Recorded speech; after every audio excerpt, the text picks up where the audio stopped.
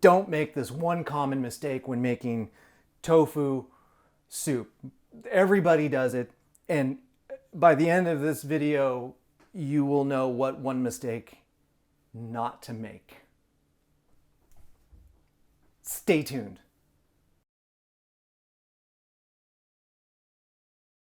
Okay, hi, welcome back to a new video. We're going to be doing a sukiyaki style tofu, mushroom, kind of whatever you want to put in it, sort of soup thing. So it's a soy and dashi based broth. Dashi is sort of the central basis for a lot of Japanese cooking. Dashi is the basic soup stock building block of Japanese cooking. So I'm doing this little tiny pan. So it's my little mini sukiyaki. It's a very shallow little all-clad limited that's been beaten all to hell. We're gonna put water, soy sauce, mirin, and then we're going to put in some shiitake and some firm tofu with a little bit of green onion and ginger, and it's magic. It's just magic. It's like all the flavors of Japanese food. Super simple, takes like 8 minutes to simmer, and then you can just power through it. It's warming, it's comforting, it's low calorie if you're looking for that, and it's vegetarian if you're looking for that.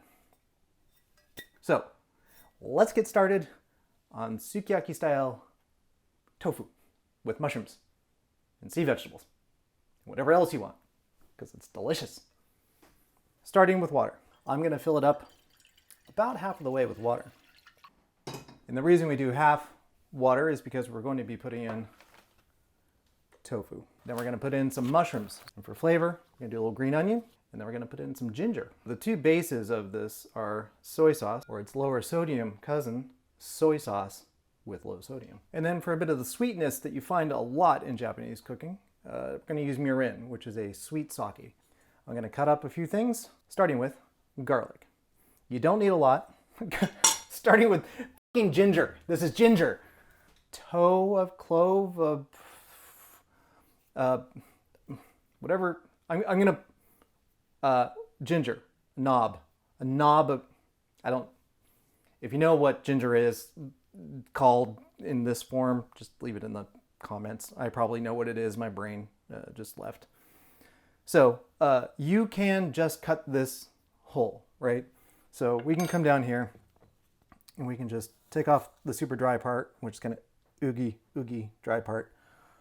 Put that in our garbage bowl that's all the way across the room now.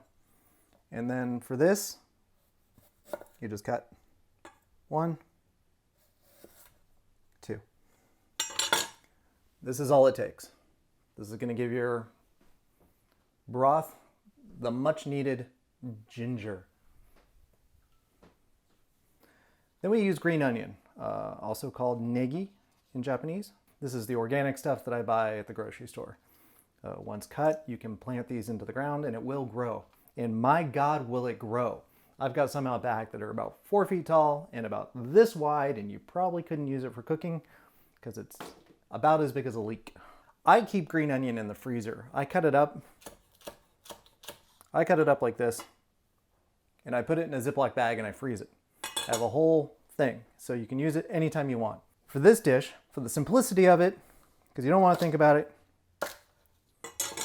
you're just going to cut a couple pieces of green onion like that into the water. Secondly, I'm just going to use one of these, and I'm going to take the biggest one, which is probably bigger than the pot. I'm going to cut off the stalk, make sure that it's clean. It seems clean.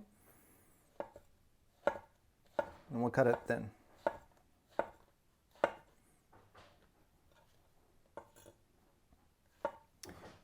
Turns out I'm not going to use the whole thing. These can cook for any length of time. They are good quickly cooked, but they can stand boiling. So we're going to put this in.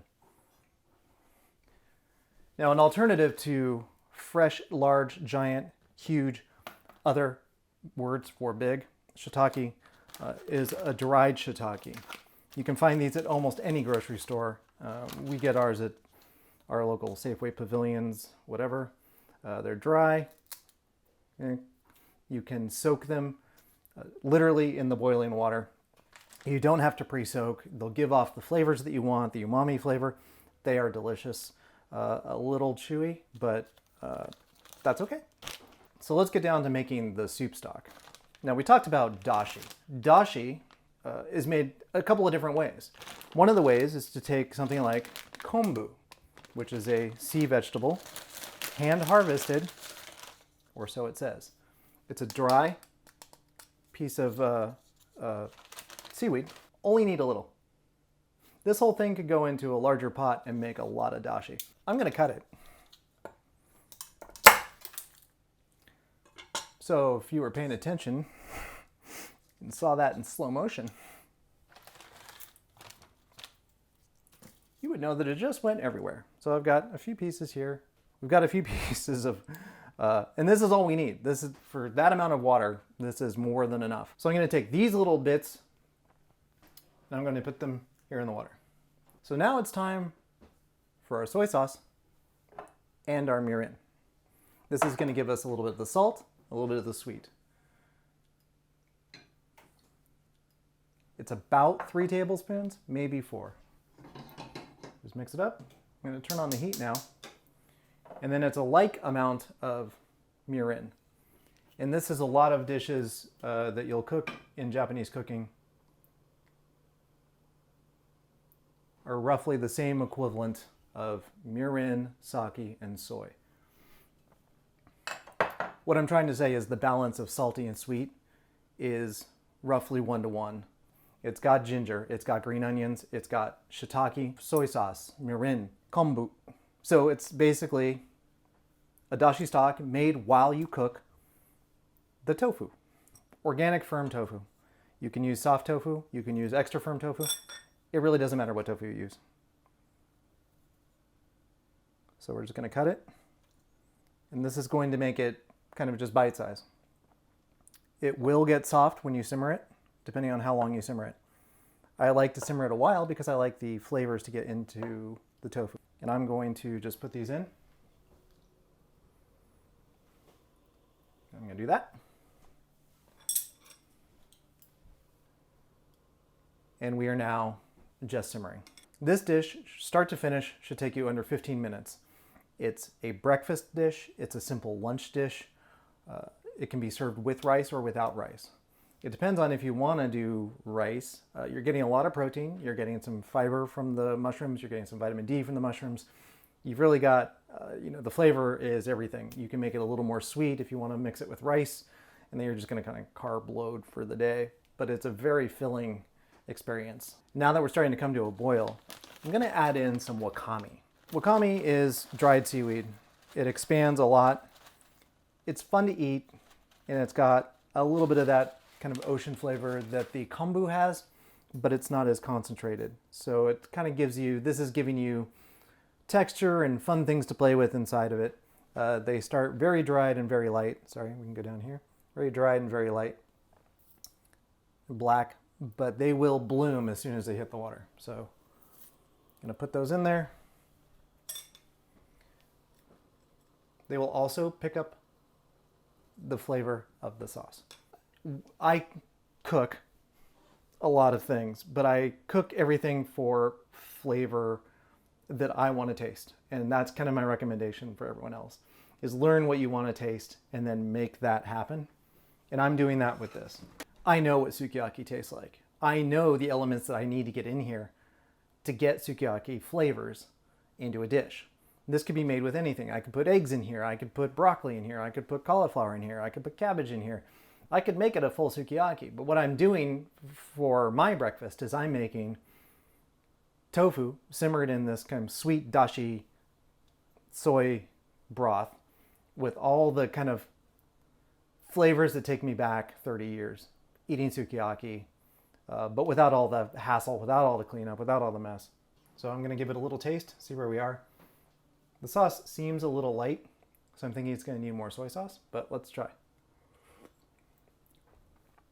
Very, very, it's actually fantastic. So does not need any more soy.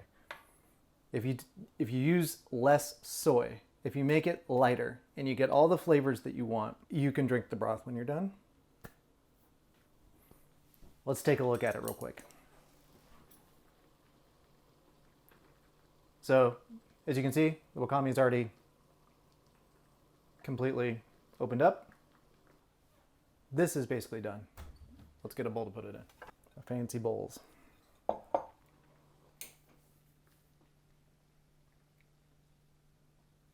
All right. This is it. There is nothing to add to this. This is good to go. Now, let me leave you with a thought about dishes like this.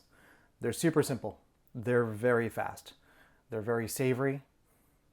They're very flavorful. The flavor is complex and often very simple, which is what makes it great. It's what makes Japanese food great, is that it is simple and it is easy to make. And all you need to know is you need to put something like this in some water and bring it to a simmer. I left mine in here. I'm just going to avoid eating it because it is really chewy. But usually you'll just take this out and you'll have dashi. That's it. That's all I've got. Thanks for stopping by my channel. It's good to be cooking again. It's good to be doing things again. If you want to see more, I'm going to keep going. I have a minestrone in mind that I think I'm going to do while we're still in the depth of winter months. So as we wrap up here, thanks for taking the time out of your day to watch this. I promised that there would be one mistake that everyone makes when they make this. I lied. Nobody makes this. I just kind of thought it up and thought, hey, you know what? I could share this with the people who follow me. I think if you were going to make one mistake with this particular dish, the one mistake you could have made would be not to put tofu in it. Because then it would be called something entirely different. It'd be like wakame mushroom sukiyaki. And that would be delicious. Still not a mistake. Yeah, you didn't make any mistakes. You're perfect. There are no mistakes in cooking.